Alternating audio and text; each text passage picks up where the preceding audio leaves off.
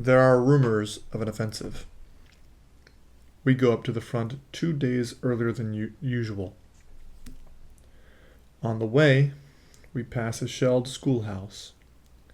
Stacked up against its longer side is a high double wall of yellow, unpolished, brand new coffins. They still smell of resin and pine and the forest. There are at least 100. That's a good preparation for the offensive, says Mueller, astonished. There for us, growls Dietering.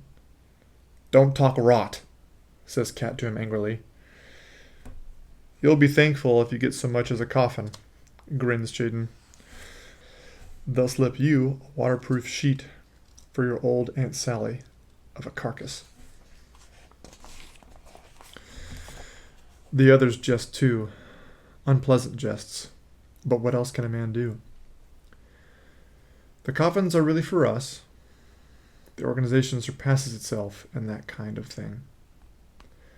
Ahead of us, everything is shimmering.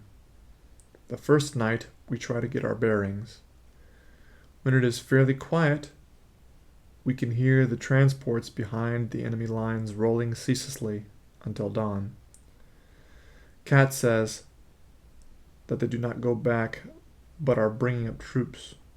Troops, munitions, and guns. The English artillery has been strengthened. That we can detect at once. There are at least 4 more batteries of 9-inch guns to the right of the farm, and behind the poplars they have put in trench mortars. Besides these, they have brought up a number of those little French beasts with instantaneous fuses. We are now in low spirits. After we have been in the dugouts 2 hours, our own shells begin to fall in the trench. This is the 3rd time in 4 weeks. If it were simply a mistake in aim, no one would say anything. But the truth is that the barrels are worn out. The shots are often so uncertain that they land within our own lines. Tonight, 2 of our men were wounded by them. The front is a cage in which we must await fearfully whatever may happen. We lie under the network of arching shells and live in a suspense of uncertainty. Over us, chance hovers. If a shot comes, we can duck, and that is all. We neither know nor can determine where it will fall. It is this chance that makes us indifferent. A few months ago, I was sitting in a dugout playing scat. After a while, I stood up and went to visit some friends in another dugout.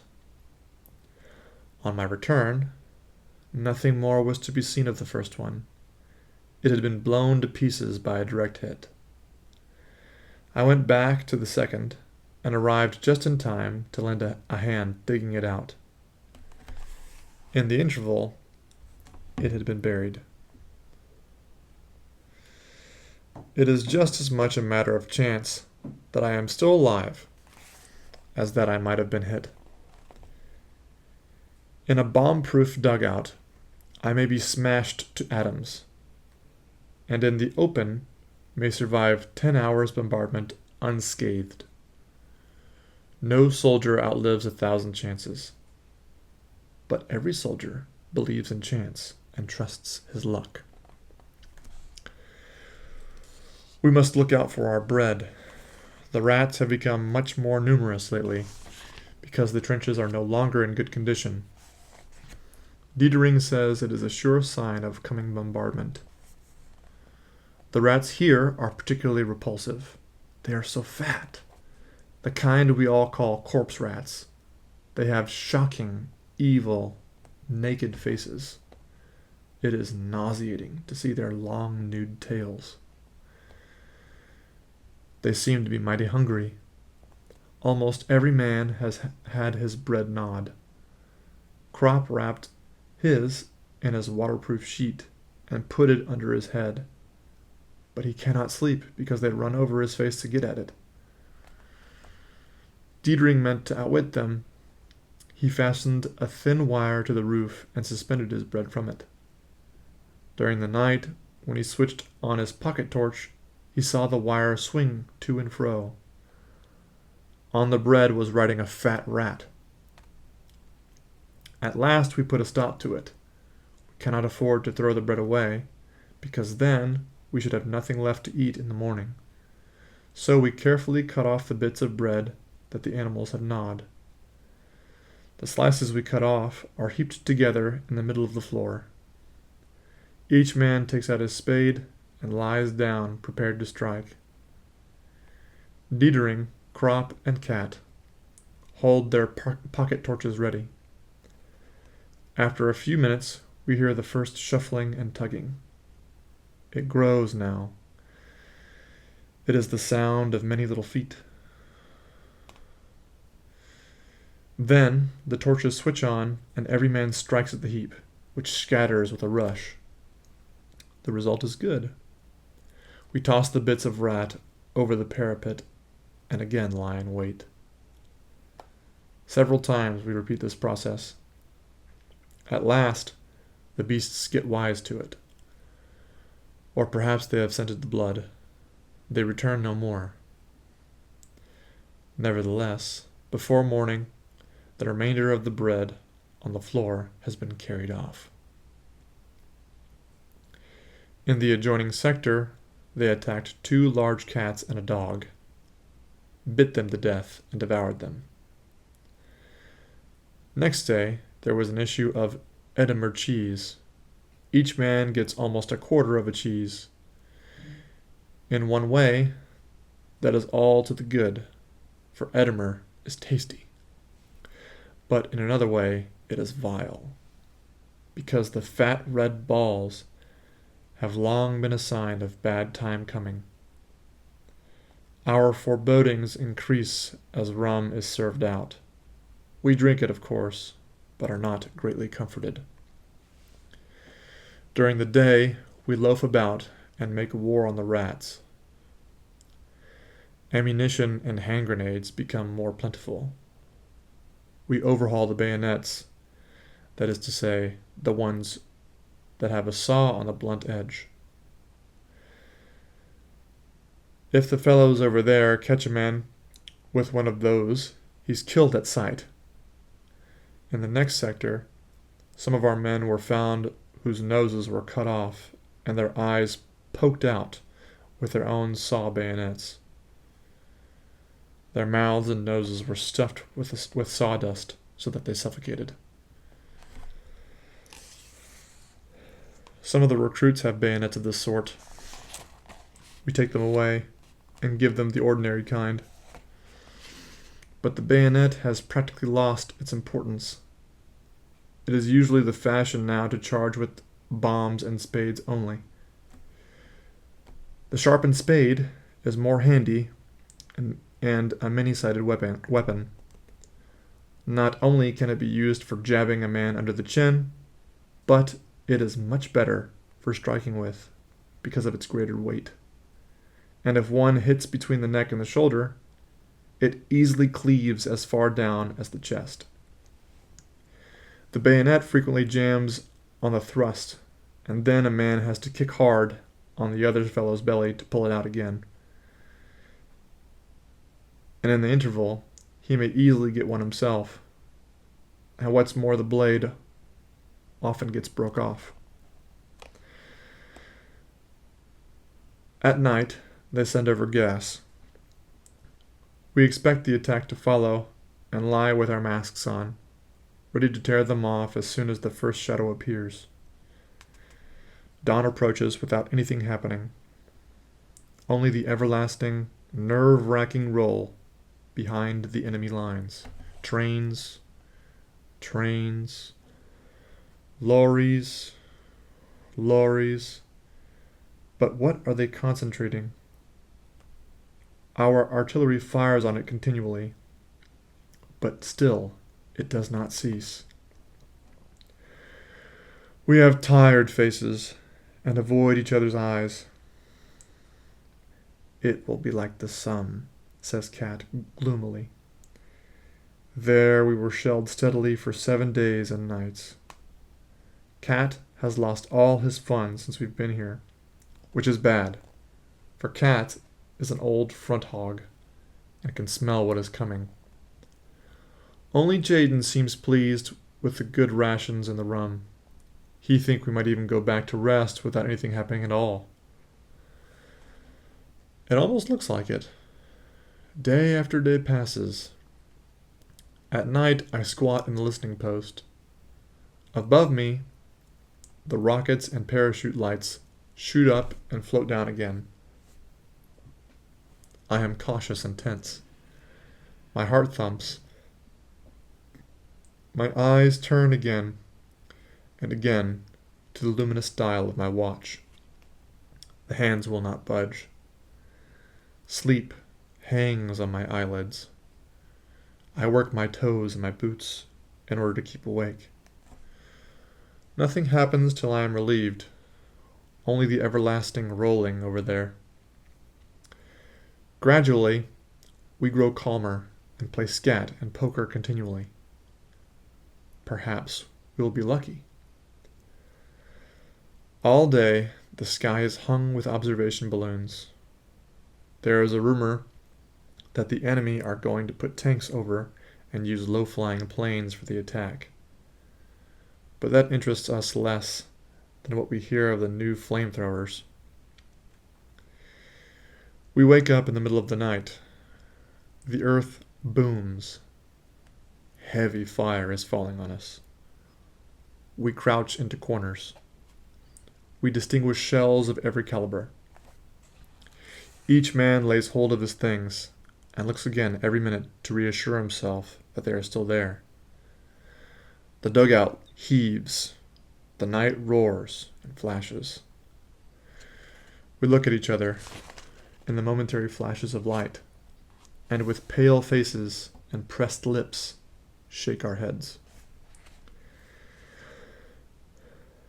Every man is aware of the heavy shells tearing down the parapet, rooting up the embankment, and demolishing the upper layers of concrete.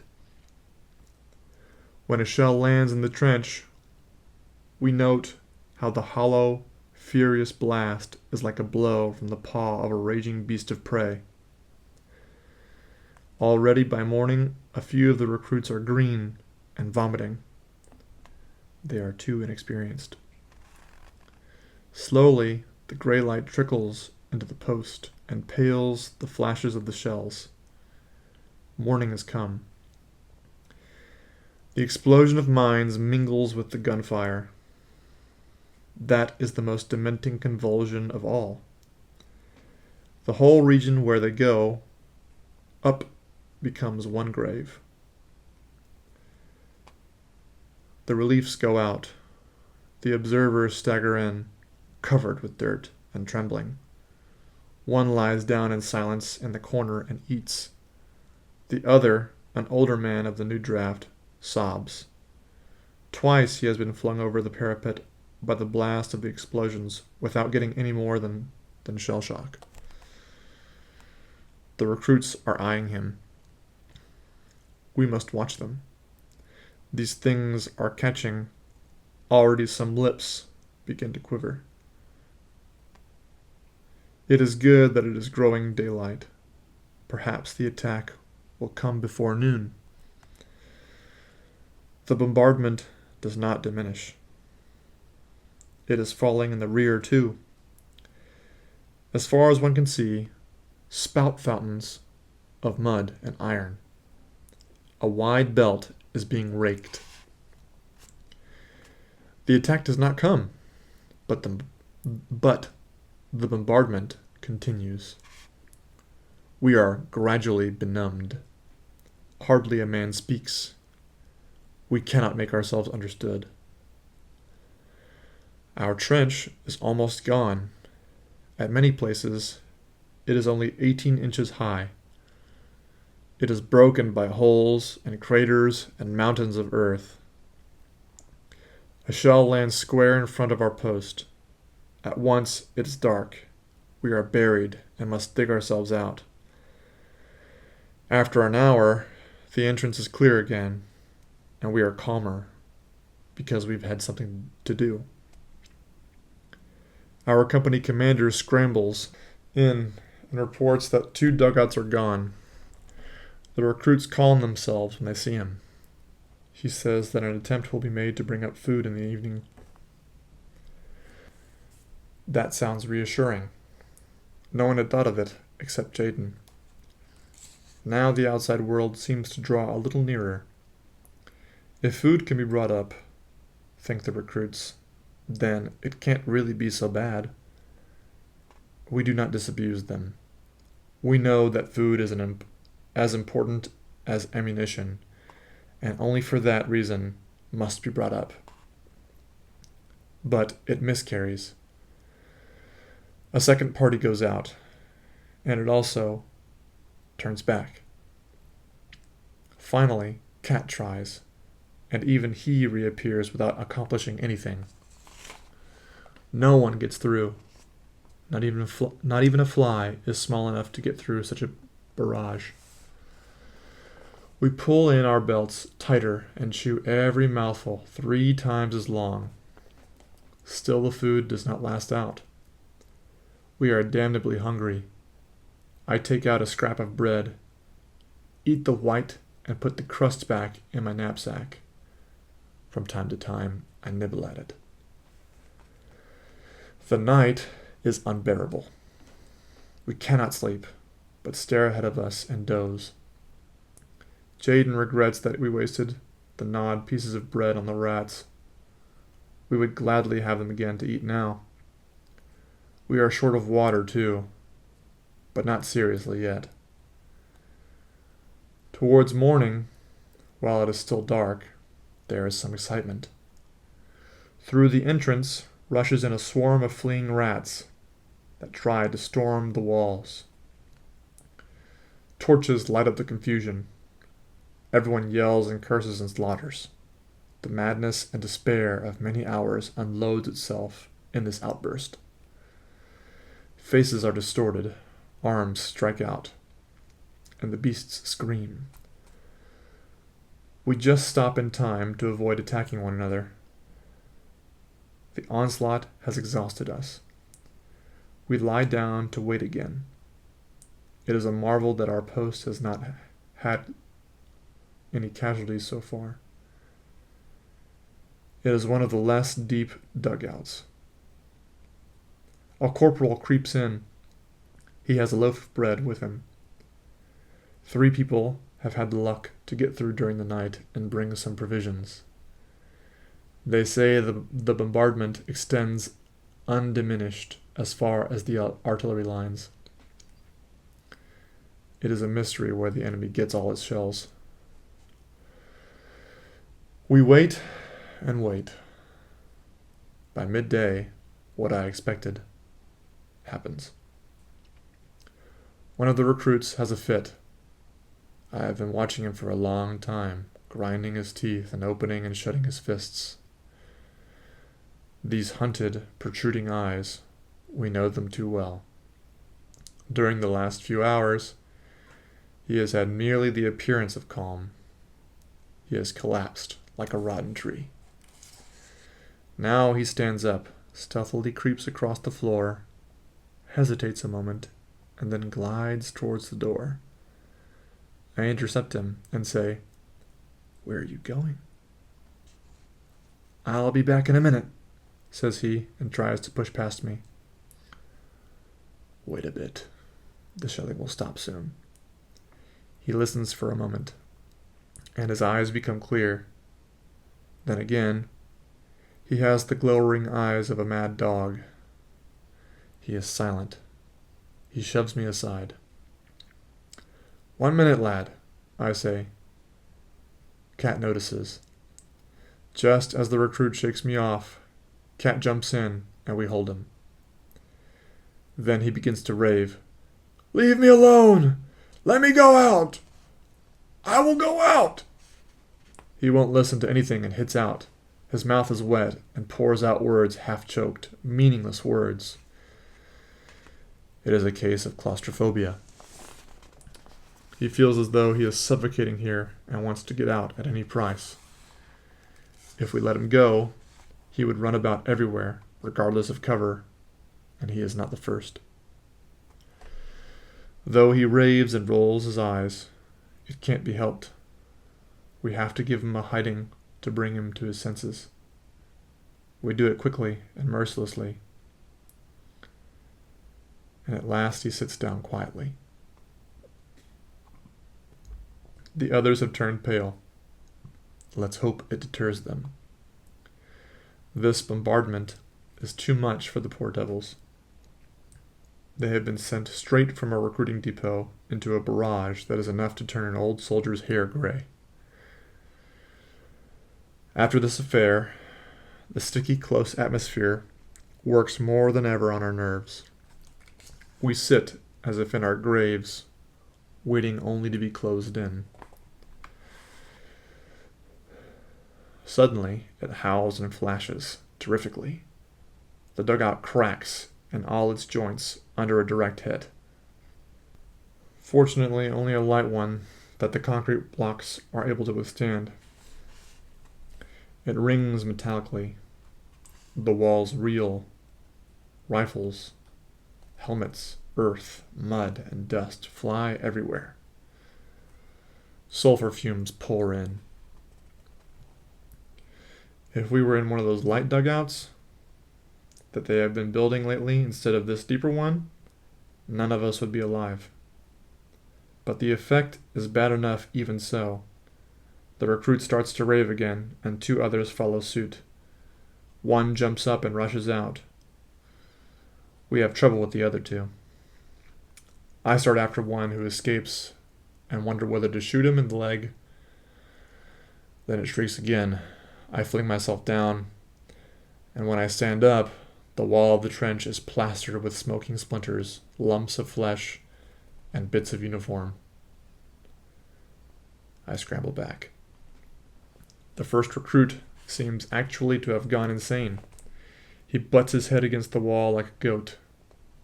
We must try tonight to take him to the rear. Meanwhile, we bind him, but in such a way that in case of an attack, he can be released at once. Cat suggests a game of scat. It is easier when a man has something to do. But it is no use. We listen for every explosion that comes close, miscount the tricks, and fail to follow suit. We have to give it up. We sit as though in a boiler that is being belabored from without, on all sides. Night again. We are deadened by the strain, a deadly tension that scrapes along one's spine, like a gapped knife. Our legs refuse to move. Our hands tremble. Our bodies are a thin skin stretched painfully over repressed madness, over an almost irresistible, bursting roar. We have neither flesh nor muscles any longer. We dare not look at one another for fear of some miscalculable thing. So we shut our teeth. It will end. It will end. Perhaps we will come through. Suddenly, the nearer explosions cease. The shelling continues, but it is lifted and falls behind us. Our trench is free. We seize the hand grenades, pitch them out in front of the dugout, and jump after them. The bombardment has stopped, and a heavy barrage now falls behind us. The attack has come. No one would believe that in this howling waste there could still be men, but steel helmets now appear on all sides, out of the trench, and 50 yards from us a machine gun is already in position and barking. The wire entanglements are torn to pieces, yet they offer some obstacle. We see the storm troops coming. Our artillery opens fire. Machine guns rattle. Rifles crack. The charge works its way across. High and Crop begin with the hand grenades. They throw as fast as they can. Others pass them, the handles with the strings already pulled. High throws 75 yards, Crop 60. It has been measured. The distance is important. The enemy, as they run, cannot do much before they are within 40 yards. We recognize the smooth, distorted faces, the helmets. They are French. They have already suffered heavily when they reach the remnants of the barbed wire entanglements. A whole line has gone down before our machine guns. Then we have a lot of stoppages, and they come nearer. I see one of them, his face upturned, fall into a wire cradle. His body collapses. His hands remain suspended as though he were praying. Then his body drops clean away, and only his hands, with the stumps of his arms, shot off, now hang in the wire. The moment we are about to retreat, 3 faces rise up from the ground in front of us. Under one of the helmets, a dark pointed beard and 2 eyes that are fastened on me. I raise my hand, but I cannot throw into those strange eyes. For one mad moment, the whole slaughter whirls like a circus around me, and these 2 eyes alone are motionless. Then the head rises up, a hand, a movement, and my hand grenade flies through the air into him. We make for the rear, pull wire cradles into the trench, and leave bombs behind us with the strings pulled, which ensures us a fiery retreat. The machine guns are already firing from the next position. We have become wild beasts. We do not fight. We defend ourselves against annihilation. It is not against men that we fling our bombs. What we do know of men in this moment when death is hunting us down. Now, for the first time in 3 days, we can see his face. Now, for the first time in 3 days, we can oppose him. We feel a mad anger. No longer do we lie helpless, waiting on the scaffold. We can destroy and kill. To save ourselves, and to be revenged. We crouch behind every corner, behind every barrier of barbed wire, and hurl heaps of explosives at the feet of the advancing enemy before we run. The blast of the hand grenades impinges powerfully on our arms and legs. Crouching like cats, we run on, overwhelmed by this wave that bears us along, that fills us with ferocity, turns us into thugs, into murderers, into God only knows what devils.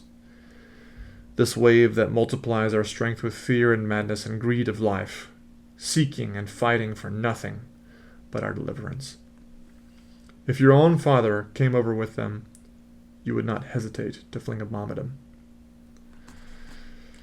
The forward trenches have been abandoned. Are they still trenches? They're blown to pieces, annihilated. There are only broken bits of trenches, holes linked by cracks, nests of craters, that is all. But the enemy's casualties increase. They did not count on so much resistance. It is nearly noon. The sun blazes hotly. The sweat stings in our eyes. We wipe it off on our sleeves, and often blood with it. At last, we reach a trench that is in a somewhat better condition. It is manned and ready for the counterattack. It receives us. Our guns open in full blast and cut off the enemy attack. The lines behind us stop. They can advance no farther. The attack is crushed by our artillery. We watch. The fire lifts 100 yards, and we break forward. Beside me, a lance corporal has his head torn off. He runs a few steps more while the blood spouts from his neck like a fountain. It does not come quite to hand fighting. They are driven back. We arrive again at our shattered trench and pass on beyond it. This turning back again. We reach the shelter of the reserves and yearn to creep in and disappear. But instead, we must turn round and plunge again into the horror. If we were not automata at that moment, we would continue lying there, exhausted and without will. But we are swept forward again, powerless, madly savage and raging. We will kill, for they are still our mortal enemies. Their rifles and bombs are aimed against us, and if we do not destroy them, they will destroy us. The brown earth, the torn, blasted earth, with a greasy shine under the sun's rays. The earth is the background of this restless, gloomy world of automatons. Our grasping is the scratching of a quill. Our lips are dry. Our heads are debauched with stupor. Thus we stagger forward, and into our pierced and shattered souls bores the torturing image of the brown earth with the greasy sun and the convulsed and dead soldiers who lie there. It can't be helped, who cry and clutch at our legs as we spring away over them. We have lost all feeling for one another. We can hardly control ourselves when our glance lights on the form of some other man. We are insensible, dead men, who through some trick, some dreadful magic, are still able to run and to kill. A young Frenchman lags behind. He is overtaken. He puts up his hands. In one he still holds his revolver. Does he mean to shoot or to give himself? A blow from a spade cleaves through his face. A second sees it and tries to run farther. A bayonet jabs into his back. He leaps in the air, his arms thrown wide, his mouth wide open, yelling. He staggers. In his back, the bayonet quivers.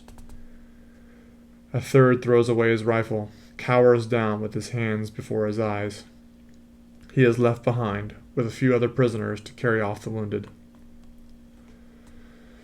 Suddenly in the pursuit, we reach the enemy line.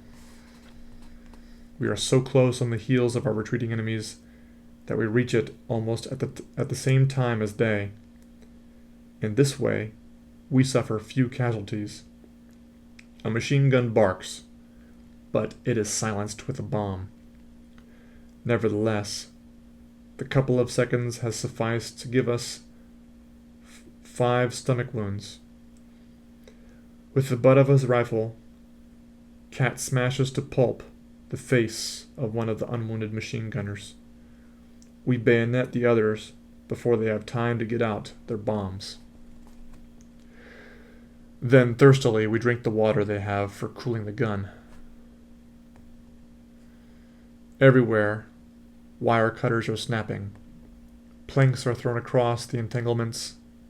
We jump through the narrow entrances into the trenches. High strikes his spade into the neck of a gigantic Frenchman and throws the first hand grenade. We duck behind a breastwork for a few seconds. Then, the straight bit of trench ahead of us is empty. The next throw whizzes obliquely over the corner and clears a passage. As we run past, we toss handfuls down into the dugouts. The earth shudders, it crashes, smokes, and groans. We stumble over slippery lumps of flesh, over yielding bodies. I fall into an open belly, on which lies a clean, new officer's cap. The fight ceases. We lose touch with the enemy. We cannot stay here long, but must retire under cover of our artillery to our own position. No sooner do we know this than we dive into the nearest dugouts, and with the utmost haste seize on whatever provisions we can see, especially the tins of corned beef and butter, before we clear out. We get back pretty well. There was no further attack by the enemy. We lie for an hour, panting and resting before anyone speaks. We are so completely played out that in spite of our great hunger, we do not think of the provisions. Then gradually, we become something like men again. The corned beef over there is famous along the whole front. Occasionally, it has been the chief reason for a flying raid on our part, for our nourishment is generally very bad. We have a constant hunger. We bagged 5 tins altogether. The fellows over there are well looked after. They fare magnificently, as against us, poor, starving wretches. With our turnip jam, they can get all the meat they want. Hi has scored a thin loaf of white French bread and stuck it behind his belt like a spade. It is a bit bloody at one corner, but that can be cut off. It is a good thing we have something decent to eat, at least. We still have a use for all of our strength.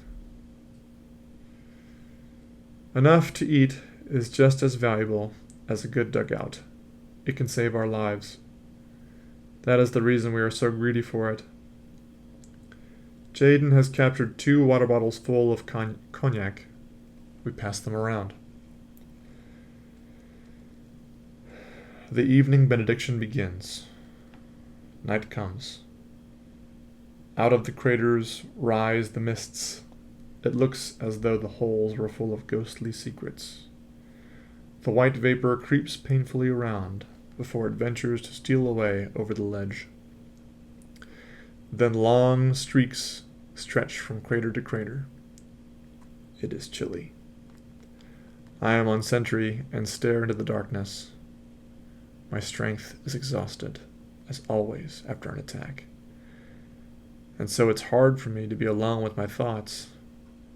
They are not properly thoughts. They are memories, which, in my weakness, haunt me and strangely move me. The parachute lights soar upwards, and I see a picture. A summer evening. I am in the cathedral cloister and look at the tall rose trees that bloom in the middle of the little cloister garden, where the monks lie buried. Around the walls are the stone carvings of the Stations of the Cross. No one is there. A great quietness rules in this blossoming quadrangle. The sun lies warm on the heavy gray stones. I place my hand upon them and feel the warmth. At the right-hand corner, the green cathedral spire ascends into the pale blue sky of the evening. Between the glowing columns of the cloister is the cool darkness that only churches have, and I stand there and wonder whether, when I am 20, I shall have experienced the bewildering emotions of love. The image is alarmingly near. It touches me before it dissolves in the light of the next star shell. I lay hold of my rifle to see that it is in trim. The barrel is wet. I take it in my hands and rub off the moisture with my fingers. Between the meadows behind our town, there stands a line of old poplars by a stream. They were visible from a great distance, and although they grew on one bank only, we called them the Poplar Avenue. Even as children, we had a great love for them. They drew us vaguely thither. We played truant the whole day by them and listened to their rustling. We sat beneath them on the bank of the stream and let our feet hang in the bright, swift waters. The pure fragrance of the water and the melody of the wind in the poplars held our fancies. We loved them dearly, and the image of those days still makes my heart pause in its beating. It is strange that all the memories that have come to these two qualities. They are always completely calm. That is predominant in them. And even if they are not really calm, they become so. They are soundless apparitions that speak to me, with looks and gestures, silently, without any word. And it is the alarm of their silence that forces me to lay hold of my sleeve and my rifle, lest I should abandon myself to the liberation and allurement in which my body would dilate and gently pass away into the still forces that lie behind these things. They are quiet in this way because quietness is so unattainable for us now. At the front, there is no quietness, and the curse of the front reaches so far that we never pass beyond it. Even in the remote depots and the rest areas, the droning and the muffled noise of shelling is always in our ears. We are never so far off that it is no more to be heard. But these last few days, it has been unbearable. Their stillness is the reason why these memories of former times do not awaken desire so much as sorrow. A vast, inapprehensible melancholy. Once we had such desires, but they return not. They are past. They belong to another world that is gone from us. In the barracks they called forth a rebellious, wild craving for their return. For then they were still bound to us. We belonged to them, and they to us, even though we were already absent from them. They appeared in the soldiers' songs, which we sang as we marched between the glow of the dawn and the black silhouettes of the forests to drill on the moor. They were a powerful remembrance that was in us and came from us. But here in the trenches, they are completely lost to us. They arise no more. We are dead, and they stand remote on the horizon. They are a mysterious reflection, an apparition that haunts us, that we fear and love without hope. They are strong, and our desire is strong, but they are unattainable, and we know it.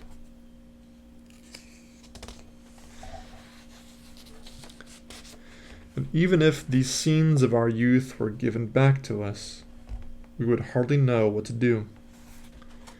The tender, secret influence that passed from them into us could not rise again. We might be amongst them and move in them. We might remember and love them, and be stirred by the sight of them. But it would be like gazing at the photograph of a dead comrade. Those are his features, it is his face, and the days we spent together take on a mournful life in the memory. But the man himself, it is not.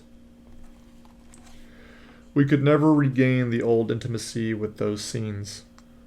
It was not any recognition of their beauty and their significance that attracted us, but the communion, the feeling of comradeship with the things and events of our existence, which cut us off and made the world of our parents a thing incomprehensible to us.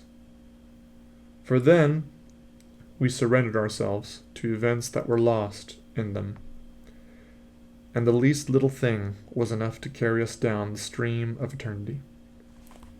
Perhaps it was only the privilege of our youth, but as yet we recognized no limits and saw nowhere an end.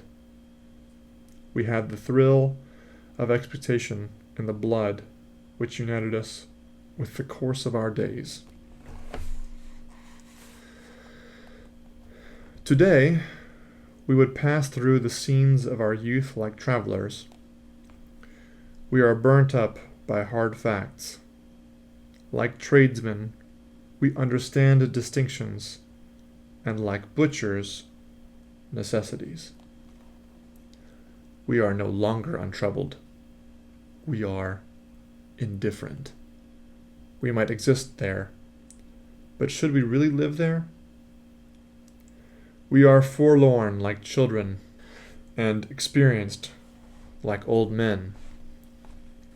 We are crude and sorrowful and superficial.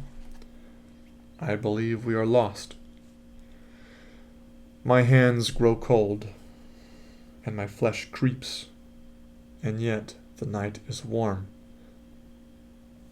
Only the mist is cold.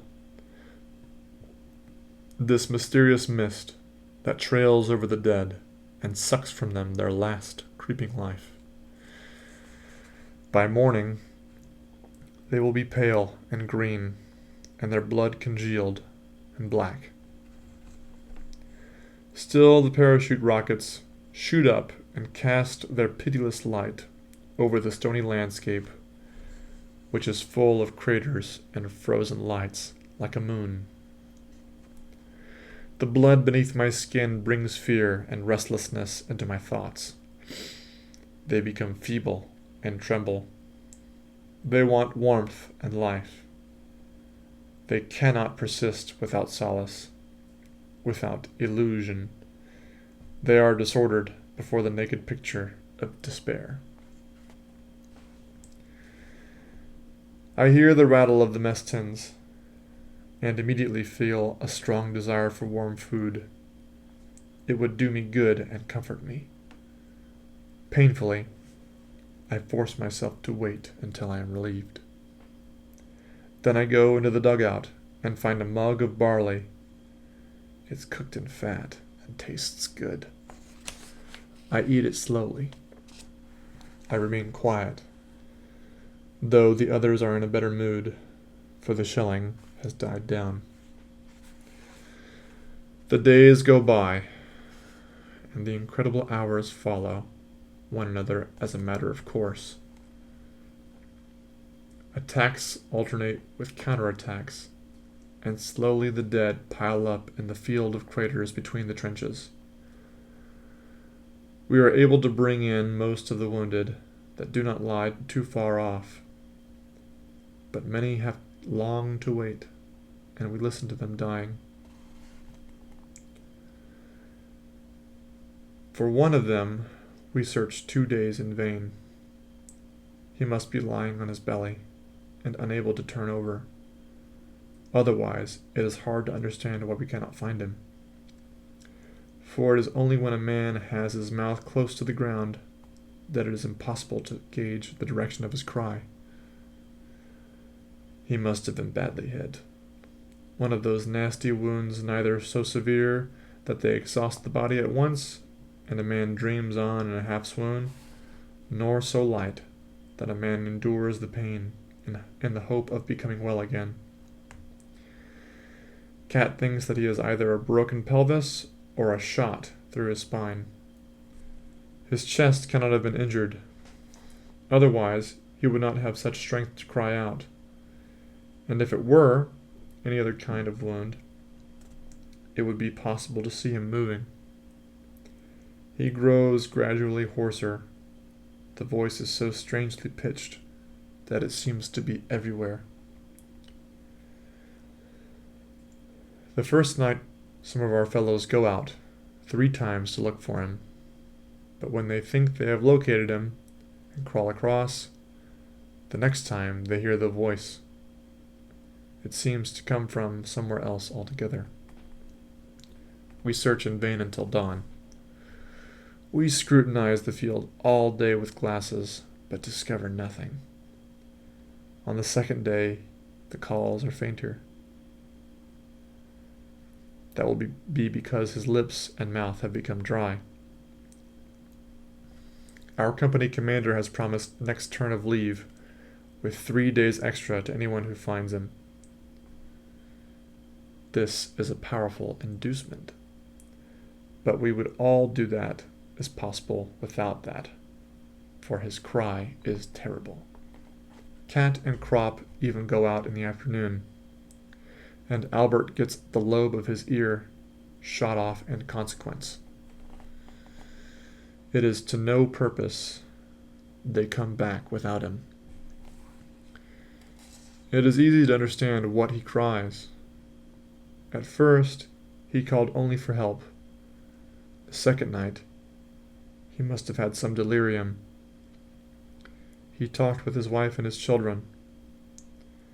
We often detected the name of Elise. Today, he merely weeps.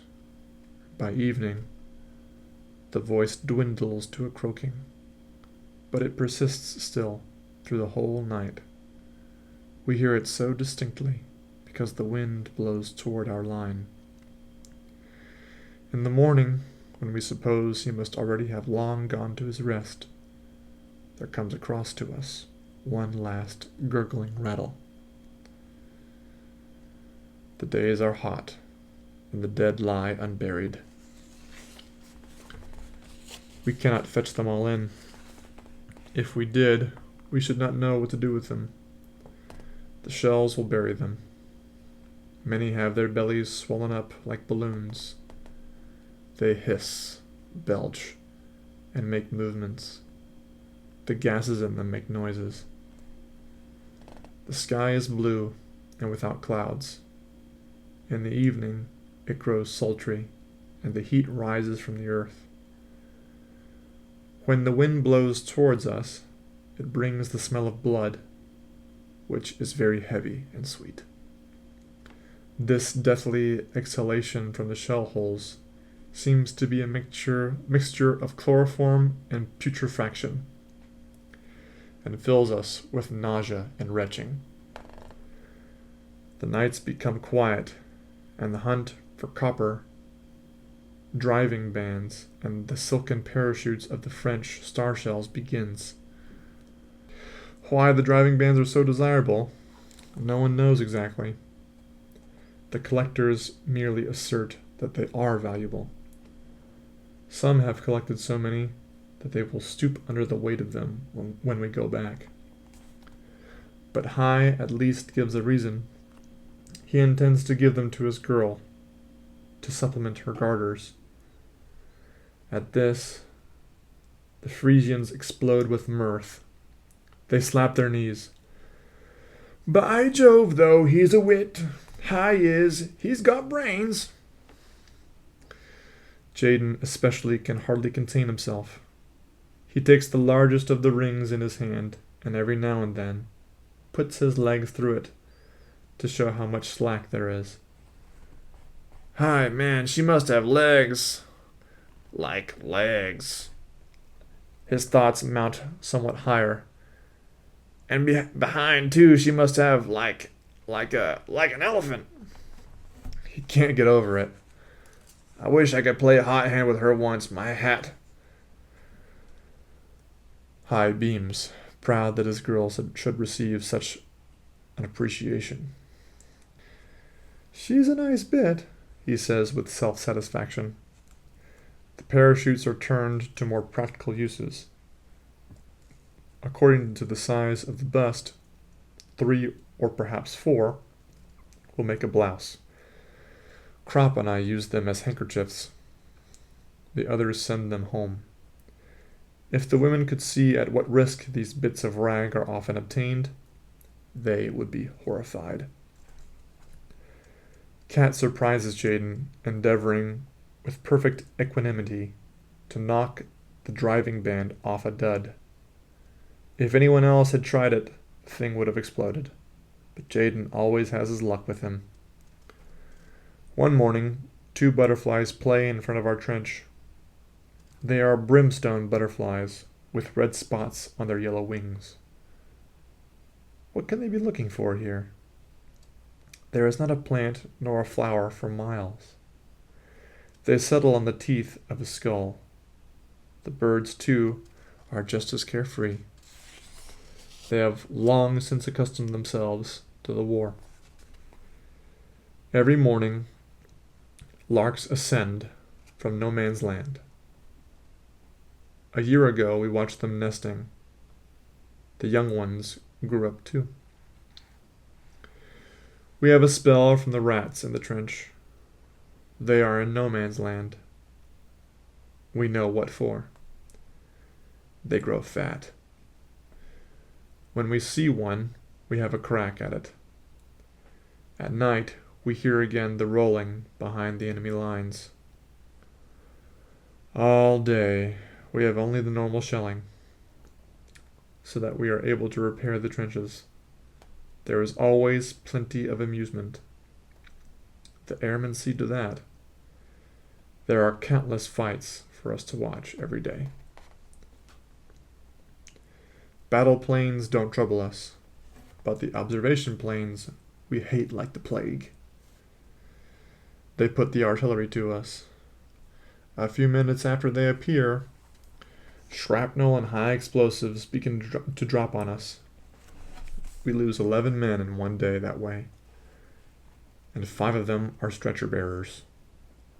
2 are smashed so that Jaden remarks you could scrape them off the wall of a trench with a spoon and bury them in a mess tin.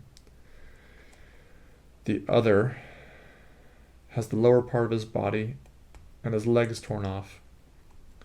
Dead, his chest leans against the side of the trench. His face is lemon yellow. In his beard still burns a cigarette. It glows until it dies out on his lips.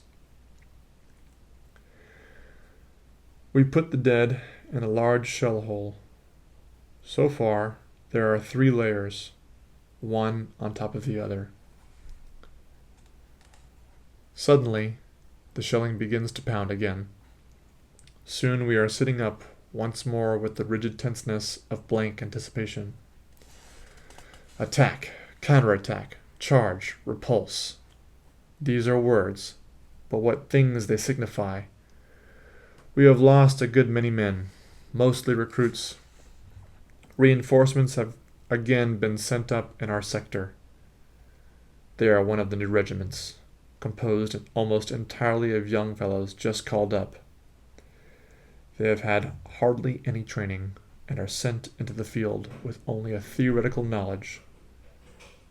They do know what a hand grenade is, it is true, but they have very little idea of cover, and what is most important of all, have no eye for it. A fold in the ground has to be quite 18 inches high before they can see it. Although we need reinforcement, the recruits give us almost more trouble than they are worth. They are helpless in this grim fighting area. They fall like flies. Modern trench warfare demands knowledge and experience. A man must have a feeling for the contours of the ground, an ear for the sound and character of the shells, must be able to decide beforehand where they will drop, how they will burst, and how to shelter from them. The young recruits, of course, know none of these things. They get killed simply because they hardly can tell shrapnel from high explosive. They are mown down because they are listening anxiously to the roar of the big coal boxes falling in the rear, and miss the light, piping whistle of the low, spreading daisy cutters. They flock together like sheep instead of scattering, and even the wounded are shot down like hares by the airmen. Their pale turnip faces, their pitiful clenched hands, the fine courage of these poor devils, the desperate charges and attacks made by the poor brave wretches who are so terrified that they dare not cry out loudly, but with battered chests, with torn bellies, arms, and legs, only whimper softly for their mothers and cease as soon as one looks at them. Their sharp, downy, dead faces have the awful expressionlessness of dead children. It brings a lump into the throat to see how they go over, and run, and fall. A man would like to spank them, they are so stupid, and to take them by the arm and lead them away from here, where they have no business to be. They wear gray coats and trousers and boots, but for most of them, the uniform is far too big. It hangs on their limbs. Their shoulders are too narrow, their bodies too slight. No uniform was ever made to these childish measurements. Between 5 and 10 recruits fall to every old hand. A surprise gas attack carries off a lot of them. They have not yet learned what to do. We found one dugout full of them, with blue heads and black lips. Some of them in shell hole took off their masks too soon. They did not know that the gas lies longest in the hollows. When they saw the others on top without masks, they pulled theirs off too and swallowed enough to scorch their lungs. Their condition is hopeless. They choke to death, with hemorrhages and suffocation. In one part of the trench, I suddenly run into Himmelstas. We dive into the same dugout. Breathless, we are all lying one beside the other, waiting for the charge. When we run out again, although I am very excited, I suddenly think, where's Himmelstas?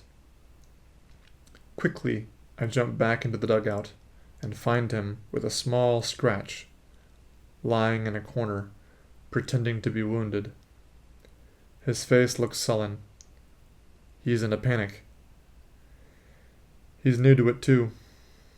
But it makes me mad that the young recruits should be out there, and he here. Get out, I spit. He does not stir. His lips quiver. His mustache twitches. Out, I repeat. He draws up his legs, crouches back against the wall, and shows his teeth like a cur. I seize him by the arm and try to pull him up. He barks. This is too much for me. I grab him by the neck and shake him like a sack. His head jerks from side to side. You lump! Will you get out? You hound! You skunk! Sneak out of it, would you? His eye becomes glassy. I knock his head against the wall. You cow! I kick him in the ribs. You swine! I push him towards the door and shove him out, head first. Another wave of our attack has just come up. A lieutenant is with them. He sees us and yells, Forward! Forward! Join in! Follow! And the word of command does what all my binging could not. Himmelstas hears the order, looks round him as if awakened, and follows on. I come after and watch him go over. Once more he is the smart Himmelstas of the parade ground. He has even outstripped the lieutenant and is far ahead. Bombardment, barrage, curtain fire, mines, gas, tanks, machine guns, hand grenades. Words, words, but they hold the horror of the world. Our faces are encrusted. Our thoughts are devastated. We are weary to death.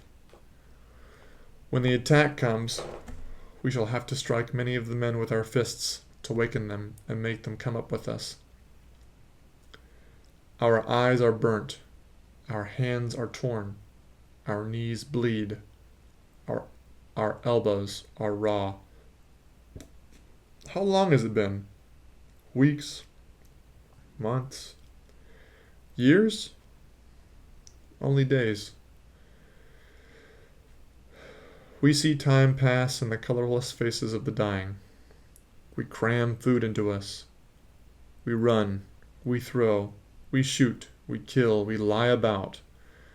We are feeble and spent, and nothing supports us but the knowledge that there are still feebler, still more spent, still more helpless ones there, who, with staring eyes, look upon us as gods that escaped death many times.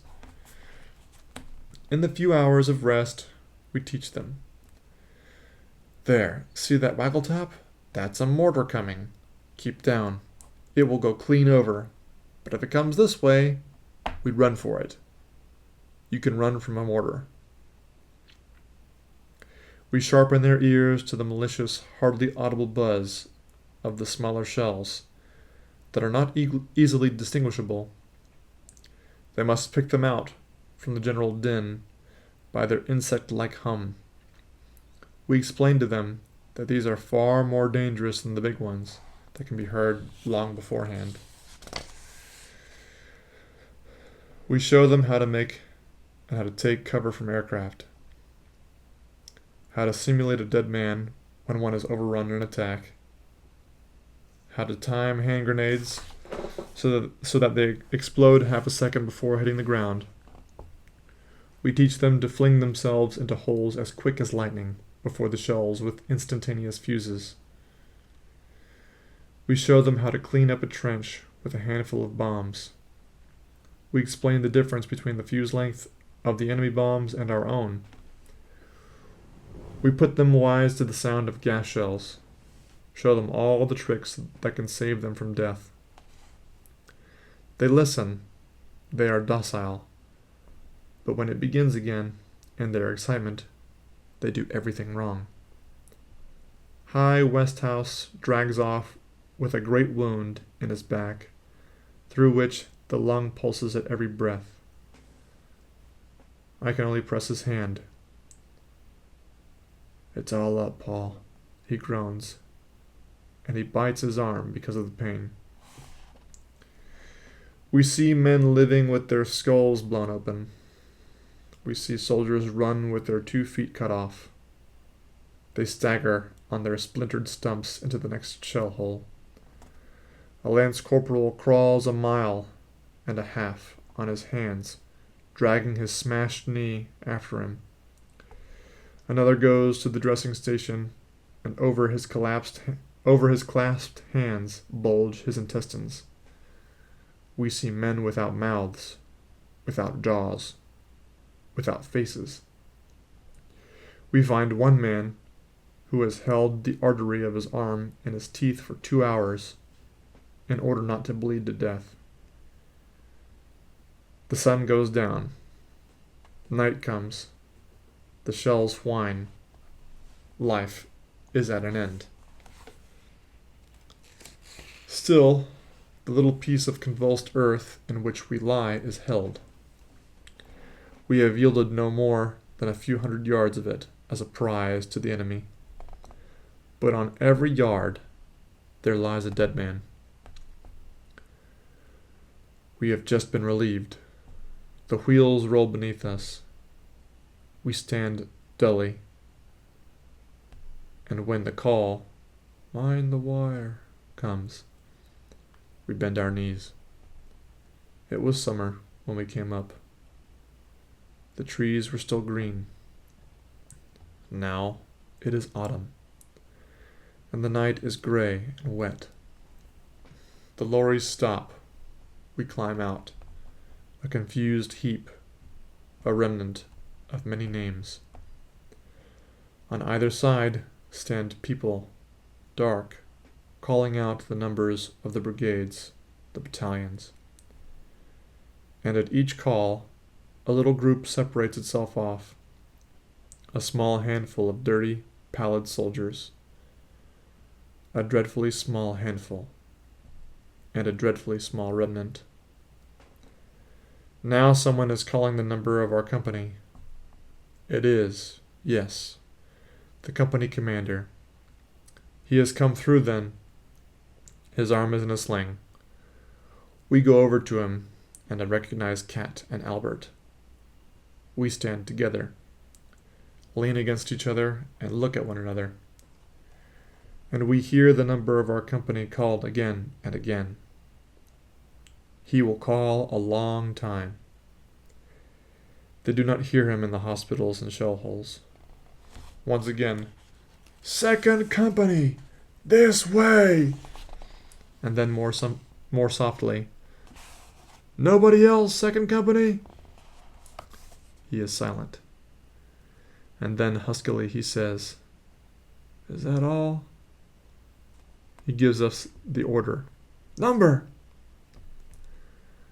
The morning is gray. It was still summer when we came up, and we were 150 strong. Now we freeze. It is autumn. The leaves rustle. The voices flutter out wearily. 1, 2, 3, 4, and cease at 32.